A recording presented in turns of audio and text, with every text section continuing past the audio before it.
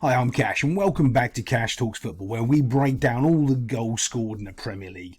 And we've already got a little bit of nonsense happening on the first day of the season, where this little Bertie from Southampton clatters into the back of this little wee chappie here, and then he ends up getting sent off because the referee doesn't know how to sort of calm down a situation.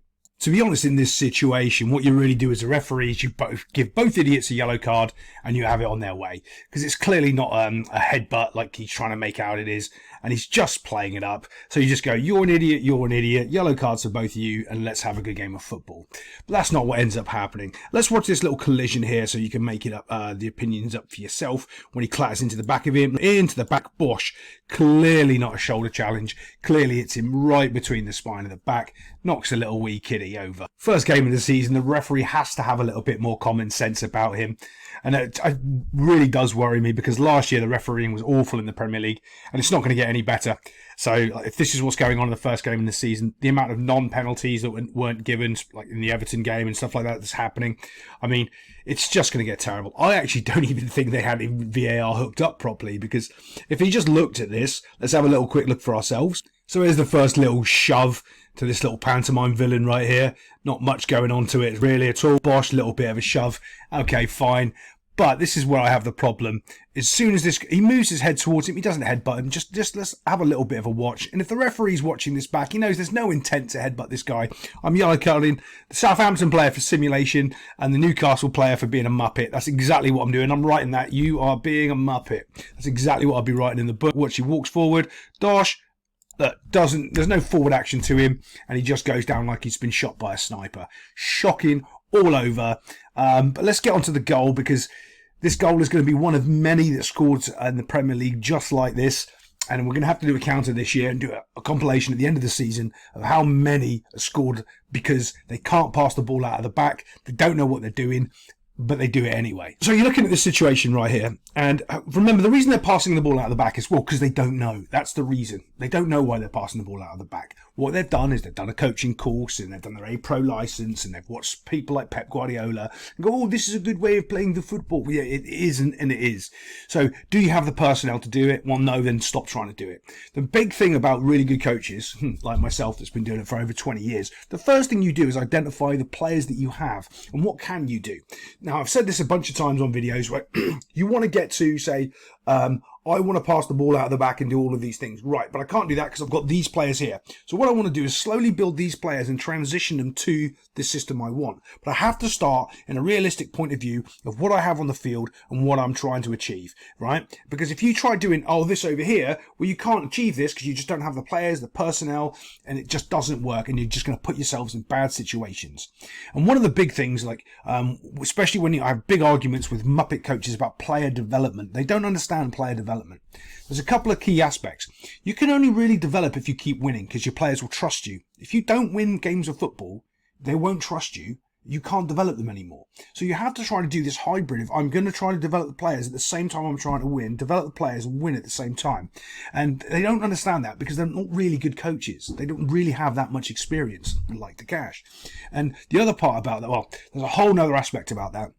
You can't develop players that you don't have, is what I generally say to people. And what I mean by that is that you've either sold them, they've quit on you, or they've just left the club. So, like, there's so many different intricacies when you're talking about that. But let's look at this goal a little bit here. You can see 1, 2, 3, 4, 5, 6 players. Remember Cash's rule. Someone's got their hand up in the Premier League telling somebody what to do. What's going to happen in the next 5 seconds? Someone is going to score a goal. Oh, look, this has already happened in 2 games so far this season. Now, let's say it happens in the 3rd. As soon as he touches the ball here, right, I'm going to show you this technique as well. I'm going to actually zoom in on this foot in a minute from another angle. He actually passes the ball completely and utterly wrong. He catches it on his heel, not in the inside of his foot. And that's one of the problems with keepers. They're not technically sound. So you can't ask them to do certain things. And you can see, look, how high this press is here. You've got 5 players inside of the 18-yard box. This isn't a good job for a keeper to do. Unless it's maybe an Edison who's world class, you can dink it over here or put it over here. Even though this guy's got his hand up, he's actually doing the right thing. Okay, he's actually telling the keeper where to get rid of the ball. But I don't think the keeper's got the skill to get it over this player and get it away out of danger. His actual only real pass, I'll tell you right now, is this. And this is me seeing it from here, not seeing it on the field real time, is to pass the ball kind of along that way there to give this guy here time to run onto it. You smash the ball past your goal mouth over here, and you let this guy run onto it and attack that space there.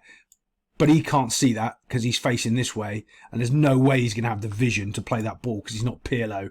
You know, he's a goalkeeper, for crying out loud. You're asking too much if he's going to pass that ball around the back there. But let's just have a look what happens. Ball goes over here because he's mishit it, and now everything breaks down.